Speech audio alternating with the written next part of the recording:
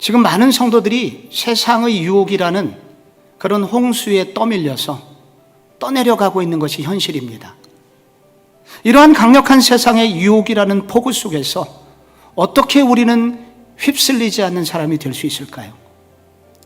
어떻게 하면 이런 세상 속에서도 우리의 신앙을 지킬 수 있을까요? 이러한 질문을 가지고 저는 성경을 읽던 중에 제가 창세기 7장이 떠올랐고, 그게 7장 23절입니다. 지면의 모든 생물을 쓸어버리시니 곧 사람과 가축과 기는 것과 공중의 새까지라.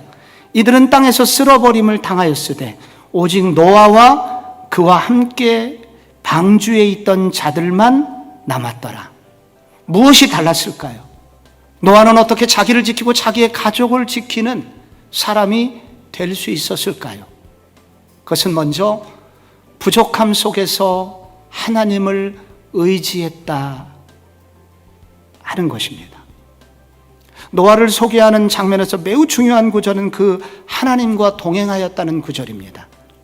동행하였다는 것은 노아는 늘 하나님을 의지했다는 뜻입니다. 하나님을 추구했다는 것입니다. 그런데 그 말은 하나님을 누가 의지합니까? 자기가 부족한 줄 알아야 하나님을 의지합니다. 믿음의 사람들의 공통점은 가난이든지 자식이 없든지 누군가로부터 사랑받지 못하든지 아니면 되는 일이 없는 것 같은 기간을 일정 시간 다 겪는다는 거예요. 그래서 그 결핍의 시간은 결국 하나님이 그 성도를 하나님 나라로 초대하는 초대장이 됩니다. 어려운 일을 당한다고 해서 다 엎드리는 거 아닙니다. 그러나 노아가 복된 이유는 바로 그때 엎드렸다는 거예요. 바로 그 순간 하나님을 찾았다는 거예요. 그때 하나님의 은혜가 임하고 그 결과 노아는 하나님과 동행하는 다르게 사는 인생이 될 수 있었다는 것입니다. 마지막 한 가지, 휩쓸리지 않는 이유는 진리의 기둥에 자신을 붙들어 맸기 때문입니다. 오늘 18절에 보면은 본문 뒤에 그러나 너와는 내가 내 언약을 세우리니, 언약이 쭉 나와요. 그리고 22절에 노아가 그와 같이 하여 하나님이 자기에게 명하신 대로 다 준행하였더라. 약속을 하십니다. 네가 이렇게 할 때 나는 반드시 너를 지켜줄 거야 하고 하나님하고 새끼손가락을 걸자고 하나님께서 언약을 세웁니다. 제안을 합니다. 그때 노아의 반응이 나오죠. 준행하였더라. 근데 여기서 준행하였다라는 원어를 조금 더 살펴보면 이게 만들다라는 뜻이거든요. 그래서 노아는 하나님이 나를 향해서 주신 약속을 내가 지키기 위하여 구체적으로 행동 지침을 만들었다는 얘기가 됩니다. 그 행동 강령에 자기를 묶어버린 거예요.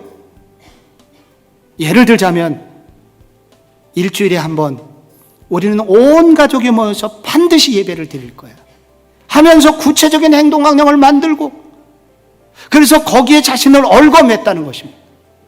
그것은 바로 노아가 단지 감정적으로 하나님의 말씀을 받아들일 뿐만 아니라 하나님이 주신 언약을 지키기 위하여 그 언약에 자신을 붙들어 맨 것입니다.